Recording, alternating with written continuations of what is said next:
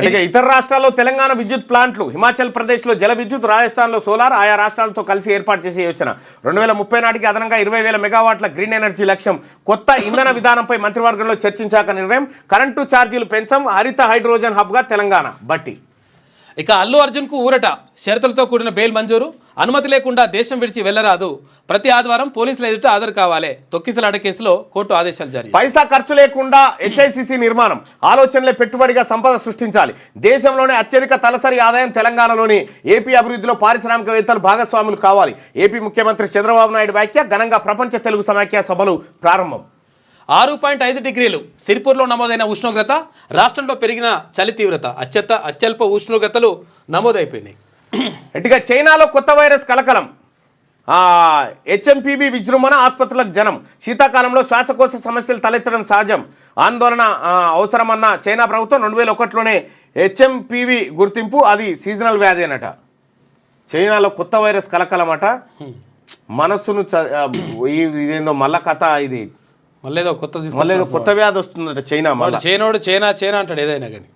China అంటాడు చేసేస్తున్నాడు అంతే. మనస్సును చదివే యంత్రమట. మైండ్ రీడింగ్ మిషన్ అభివృద్ధి చేసిన చైనా శాస్త్రజ్ఞుడు. మూర్ఛ బాధితురాలి ఆలోచనలను డీకోడ్ చేసిన యంత్రమట. అమ్మా గ్రేట్ అసలు. సంద్రంలో సాహస యాత్ర. 150 కిలోమీటర్లు అలబొగ్గా ఈదిన 52 ఏళ్ల శ్యామలనట. విశాఖ నుంచి కాకినాడ తీరానికి 7 రోజుల ఈత. ఆసియాలోనే మొదటి స్విమ్మర్గా ఘనత. 52 ఏళ్ళ వయసులో 150 కిలోమీటర్లు ఈదడం అంటే మామూలు విషయం. అది సముద్రంలో. పరిహారం ఆలస్యమైతే మార్కెట్ రేటు చెల్లించాల్సిందే. భూసేకరణ ప్రక్రియలో వ్యవధే కీలకం. పాత ధరల ప్రకారమే పరిహారం అంటే 300A అధికరణము ఉల్లంఘించినట్లే తీర్పులో స్పష్టం చేసిన సుప్రీంకోర్టు. ఈ జడ్జీల నియామకంకు సంబంధించి పుంజాల శివశంకర్ గారు అదొక్కటే ముగింపు అనేటువంటి పుస్తకంలో క్లియర్గా రాసిండు. ఎంపిక ఎట్లా జరుగుతుంది. పుంజాల శివశంకర్ గారు జడ్జి కాకుండా ఏమేం అడ్డంకి వచ్చినాయి అందులో క్లియర్గా రాసుకొచ్చిండు. అది ఆయన జడ్జిగా పనిచేసి కేంద్ర న్యాయశాఖ మంత్రిగా పనిచేసిండు. అప్పటిదాకా ఈడ జడ్జి అయితే ఈయనే ఉండేది రిటైర్ అయ్యేదాకా. ఆయన వచ్చిన తర్వాత ఈ కొలీజియం ఇదంతా చూసిన తర్వాత ట్రాన్స్ఫర్లు చేసుడు పెట్టిండు. ట్రాన్స్ఫర్ వ్యవస్థ తీసుకొచ్చిండు. రీసెంట్గా సుప్రీంకోర్టు చెప్పింది ఏమని, ఎవరైతే జడ్జి ఉంటారో వాళ్ళ బంధువులు ఎవరు కూడా కొలీజియం తీసుకోవాల్సినటువంటి అవసరం లేదు, వాళ్ళకు ఇవ్వద్దు అనేటువంటి మాట పరిశీలిస్తూ ఉంది. లేకపోతే ఇది ఎక్కడ దుర్మార్గం. వచ్చినా రాకపోయినా వాళ్ళే బ్యాక్గ్రౌండ్ అదే అయితే తీసుకుండే. అవును, చాలా డేంజర్ అది. ఇక సంగారెడ్డి జిల్లాలో రోడ్డు ప్రమాదం. 4 మృతి. గుమ్మడిదల మండలం నల్లవల్లి అటవీ ప్రాంతంలో. ఏదో ఒక రోజు న్యాయ వ్యవస్థ మీద పౌర సమాజం తిరగబడే రోజు అయితే వస్తుంది చూడు. ఎందుకంటే ఈ వివక్షత న్యాయం అందరికి సమాన రీతిలో అందనప్పుడు ఏదో ఒక ఉత్పాతం అయితే వస్తుంది. సంగారెడ్డి జిల్లాలో రోడ్డు ప్రమాదం. 4 మృతి. గుమ్మడిదల మండలం నల్లవల్లి అటవీ ప్రాంతంలో ఆటోను ఢీకొన్న కారు. ఇక బోల్తా పడ్డ ఆటోను వెనక నుంచి ఢీకొట్టిన కూరగాయల ఆటోనంట. వైద్య కోర్సుల సీట్లు ఖాళీగా ఉండకూడదు. 3 నెలల్లో విధానాన్ని రూపొందించండి. రాష్ట్రాలతో చర్చించండి. కేంద్రానికి సుప్రీంకోర్టు ఆదేశాలు జారీ చేసింది. ఇక ఇదిట్లుంటే శనార్థి తెలంగాణ. ఐమాక్స్లో గేమ్ చేంజర్. జనవరి 10న వరల్డ్ వైడ్ రిలీజ్ ఎదురు చూస్తున్న ప్రేక్షకులు. ఇక ఇద్దరికీ చెక్. మంత్రులపై వేటుకు రెడీ. పనితీరు అస్సలు బాగోలే. సీఎం రేవంత్ రెడ్డి సైతం అసంతృప్తి. 20 మంది ఎమ్మెల్యేల పైన అసహనం. 5 ఎమ్మెల్యేలపై తీవ్ర అభియోగాలు. పనితీరుపై అంతర్గత సర్వే రిపోర్టు. ఇంట్లో ఒకరికే మంత్రి పదవి ఇవ్వాలని కాంగ్రెస్ అధిష్టానం నిర్ణయం అంటూ ఒక వార్తను చూస్తా ఉన్నాం. ఇక్కడ అరాచక బీఆర్ఎస్ను గద్దెదించి కాంగ్రెస్ ప్రజాప్రభుత్వం తెలంగాణలో కొలువుదీరి ఏడాది గడుస్తుంది. ఈ ఏడాది కాలంలో దాదాపుగా ప్రజల ఆకాంక్షలకు అనుగుణంగానే పాలన సాగుతూ వచ్చింది. అయితే అక్కడక్కడ లోటుపాట్లను గమనించిన కాంగ్రెస్ సర్కార్ వాటిని సరిచేసే దిశగా ఫోకస్ పెట్టింది. ప్రజా సంక్షేమమే ఏకైక ఎజెండాగా ముందుకు వెళ్తున్న ప్రజాప్రభుత్వంలో భాగస్వాములైన ఎమ్మెల్యేలు మంత్రుల పనితీరు ఈ ఏడాది కాలంలో ఎలా ఉందనే దానిపై క్షేత్రస్థాయి నుంచి రిపోర్ట్ తెప్పించారు. సదరు మంత్రులు ఎమ్మెల్యేల పనితీరుపై సీఎం రేవంత్ రెడ్డి నిఘా వర్గాలతో పాటు కాంగ్రెస్ ఎన్నికల వ్యూహకర్త సునీల్ కన్గోల్ టీంతో కలిసి కాంగ్రెస్ క్షేత్రస్థాయిలో సర్వే చేపట్టింది. అయితే గ్రౌండ్ సర్వేలో పలువురు మంత్రులు ఎమ్మెల్యేలపై ఊహించని అంశాలు వెలుగులోకి వచ్చినట్టుగా సమాచారం. ప్రధానంగా రేవంత్ క్యాబినెట్లో 2 మంత్రులపై పనితీరుపై ప్రజల ఆగ్రహంతో ఊగిపోతున్నట్టు సర్వే రిపోర్ట్లో తెలిసినట్టుగా తెలుస్తుంది. ఆ 2 మంత్రులపై సీఎం రేవంత్ రెడ్డి సైతం అసంతృప్తితో ఉన్నట్టుగా తెలుస్తుంది. 10 ఏళ్ల తర్వాత కాంగ్రెస్ అధికారంలోకి వచ్చిన నేపథ్యంలో ఎక్కడ చిన్న పొరపాటు లేకుండా పాలన సాగించాలనే కృతనిశ్చయంతో కాంగ్రెస్ పార్టీ ఉంటే 20 మంది ఎమ్మెల్యేలపై అసహనం ఉందట ప్రజల్లో. ఒక ఉదాహరణ చెప్తా. కాంగ్రెస్ పార్టీ ఎమ్మెల్యేలే ఉమ్మడి నల్గొండ జిల్లా.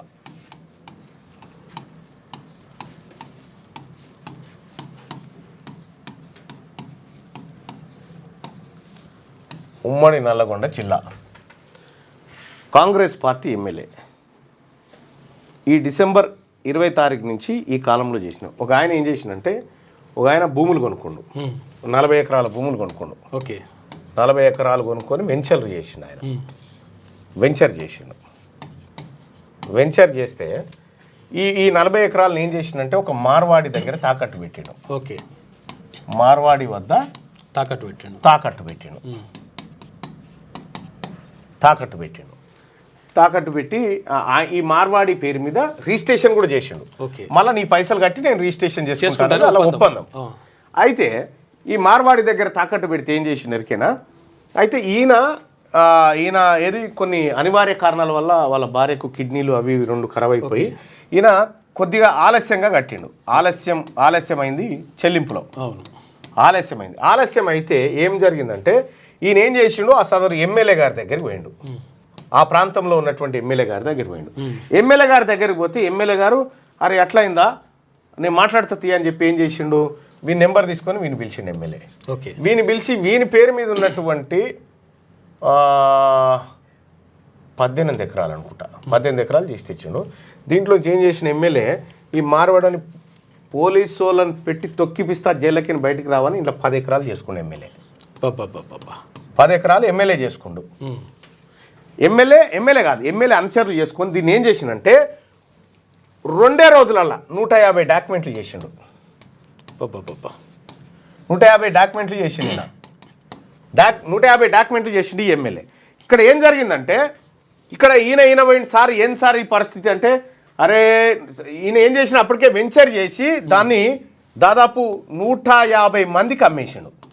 150 మందికి అమ్మేసిన తర్వాత సార్ మరి నేను వీళ్ళకి ఏం సమాధానం చెప్పాలి సార్, మాకు ఇట్లా అన్యాయం చేసి న్యాయం చేయమని వస్తే అరే ఇట్లా వెంచర్లు చేసి మస్తు మంది వారిపోతారు నువ్వు కూడా గట్లే పోవాయి అని చెప్పిండు ఆ ఎమ్మెల్యే. ఆ ఎమ్మెల్యే గారు చూస్తూ ఉంటారు నాకు తెలిసి, చూడకపోతే వాళ్ళ అనుచరులు ఎవరైనా ఉంటే పంపిరు పంపించేసేది.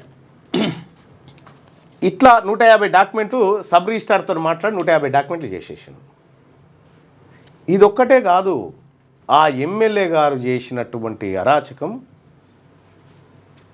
ఒక్కొక్క క్రషర్ మిషన్ దగ్గర 2 లక్షల రూపాయలు వసూళ్ళు, భూములు అయితే విపరీతమైన దోపిడీ.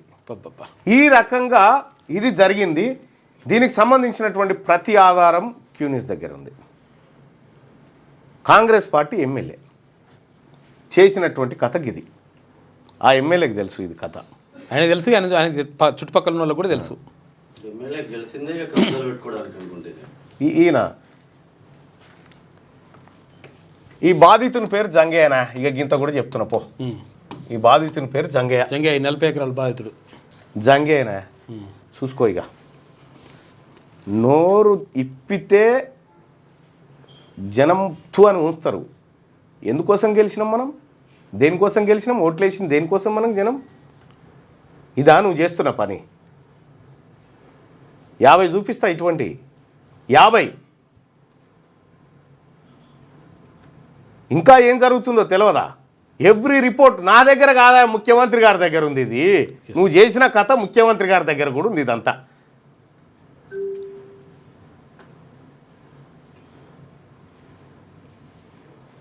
ఈయన మొన్న సూసైడ్ అటెంప్ట్ చేసిండు అన్న. అయ్యో, మొన్న సూసైడ్ అటెంప్ట్ చేసిండు ఆయన.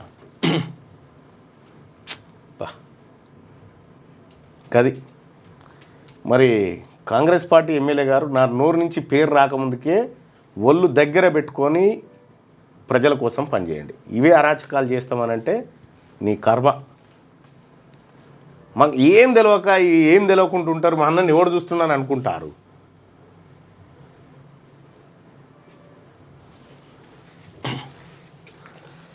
ఇంకా ఇవి 150 డాక్యుమెంట్లు ఎవరి పేరు మీద నేను కథ ఇవి కూడా చెప్పమంటే చెప్దాం. మరి అట్లా కూడా తయారు. ఈ అనుచరుల పేరు కూడా చెప్పండి.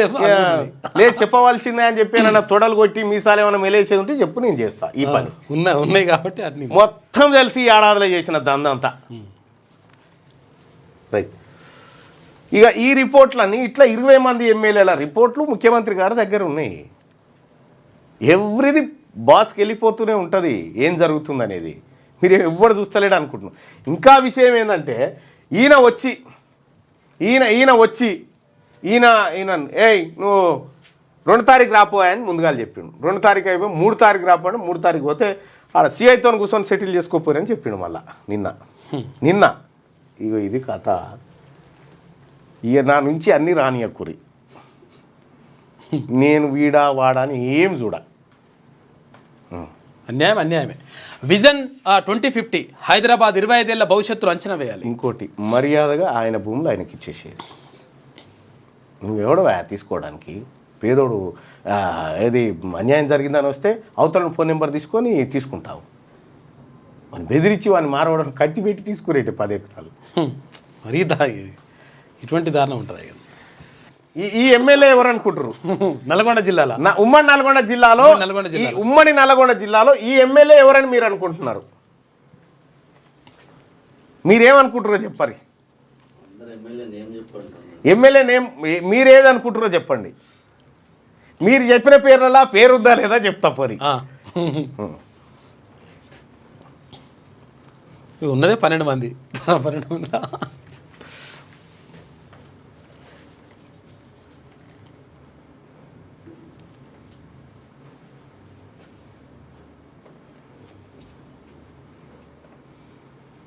ఆ ఎమ్మెల్యే పేరు చెప్పండి.